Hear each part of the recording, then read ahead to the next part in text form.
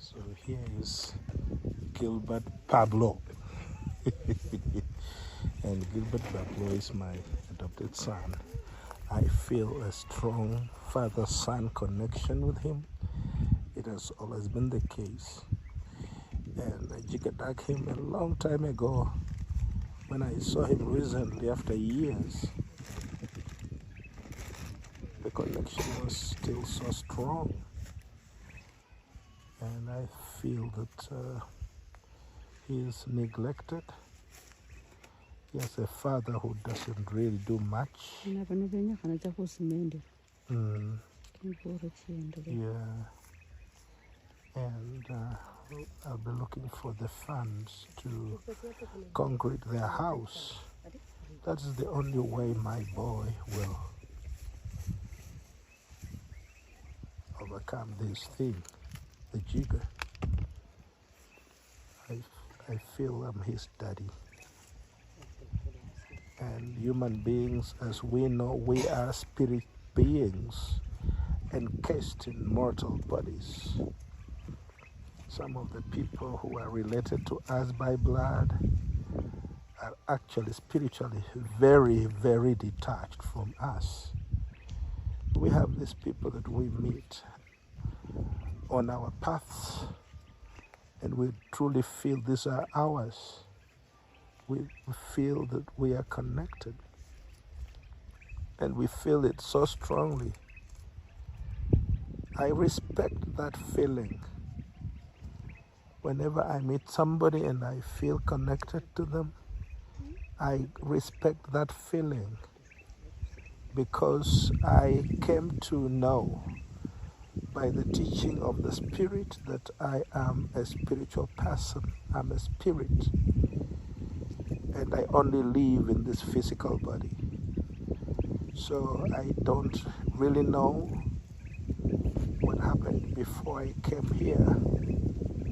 But every individual that comes on my way is divinely connected to me. Some of them are my sons. Some are my fathers. Others are my grandmothers. Others are my aunties. If I can only limit that relationship to friendship, then I'm wrong. Because friendship has to begin with physical encounter, which is characterized by love, by mutuality, some mutuality of some measure. That is where we can then talk about friendship. But what of the people that we just meet and we feel we are part of them and they are part of us? And especially when this feeling is mutual, how do you explain that? I have met people who blessed me, and I'll talk about one man called Dennis Riggs from Orem, Utah. I met his daughter, Heather, in South Africa. And Heather looked at me. I was speaking in a church service, and she said, I feel you're connected to my father. I feel it. It was just too deep. And she said, I feel that you're connected to my father. And I know you two will make great friends. I don't know how, but I just feel it. And she gave me her father's email, so I emailed Dennis. And the moment he saw my email, he said, you're my son, you're my beloved son in Africa. And he loved me to bits. I've never met a man like Dennis. May his soul rest in peace and glory. One day I look forward to visiting his graveside, to just cry at his grave. One of the best human beings I know. He was more than a father to me. But where does that come from? He is a white American man. I am a very black African man. And yet we had that connection that was so strong. I miss him. The day when he got ready to die, he was actually ready to go. And he told me, I'm ready to go. And I told him, Daddy, you can go. And he said, the time he was supposed to go, he didn't. And he told me, you guys, you're thinking I was just joking. I have not gone yet. He really wanted to go. He wanted to rest. He had diabetes that really disturbed him, messed up his feet. He could just be walking and then he breaks his bone. That could really rebuke him. Why were you jumping around? You know that your bones are weak. He would be like, son, I wasn't even jumping around. This condition has eaten my bones. He just break. Hapo kuna kakitu keusi, hapo kuna drama. Oh. I wasn't jumping around. I was just standing. Then the bone just, broke. I felt bad. If there is someone I've wished that I shared in their pain, if I had power, I would have gladly suffered for him. But it's not possible to take another person's pain on ourselves. It's only Jesus who did that 2,000 years ago.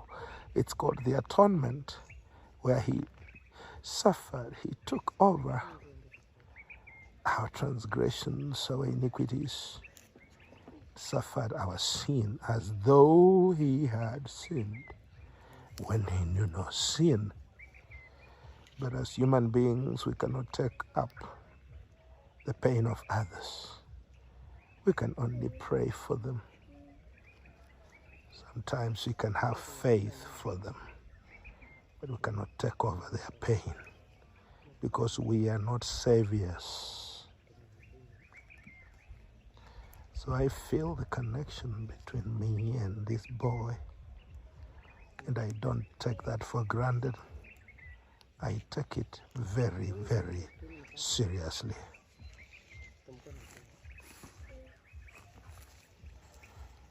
Because I'm a beneficiary of that arrangement that could only be divine. No human being could organize for that. Indeed, it would never make sense to mortality.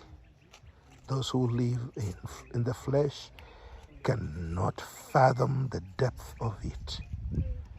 And therefore, I understand it when they don't understand me and the connection I have with those I feel so divinely connected to.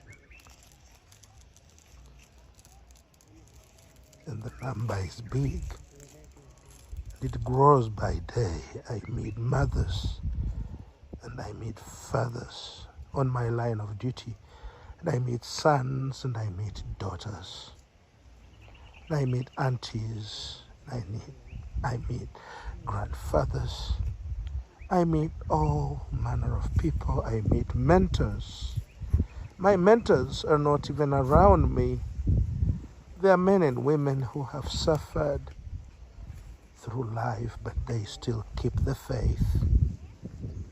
One of them is called Mary. She has adopted Esther's children. Esther is a prostitute with six beautiful kids. And Mary Chick is 91.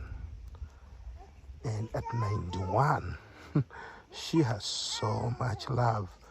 When she is in the hospital, she says, okay, maybe I'll not get out of here. And we tell her, no, you will, because you still need it.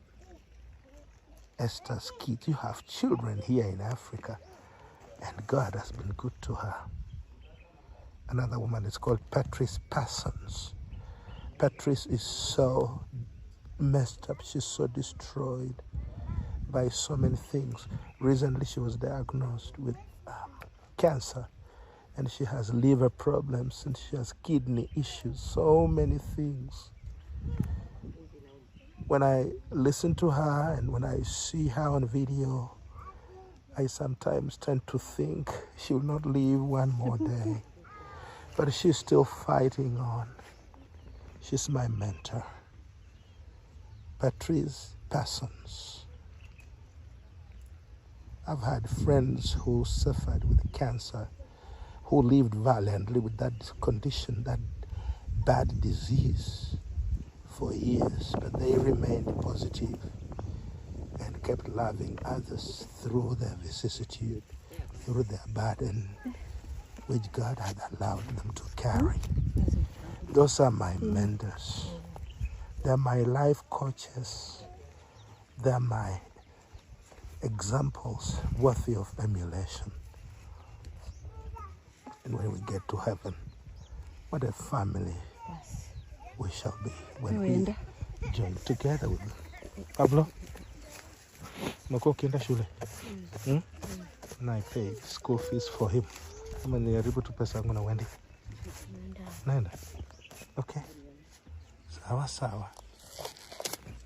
Ama aendi anadanganya David? Anaenda? Okay. The brother confirms that he actually goes to school. I'll concretely have promised, but I'll keep on procrastinating. Shame on me. Yeah. But this time around, I think I should be able to do it for my guy. For my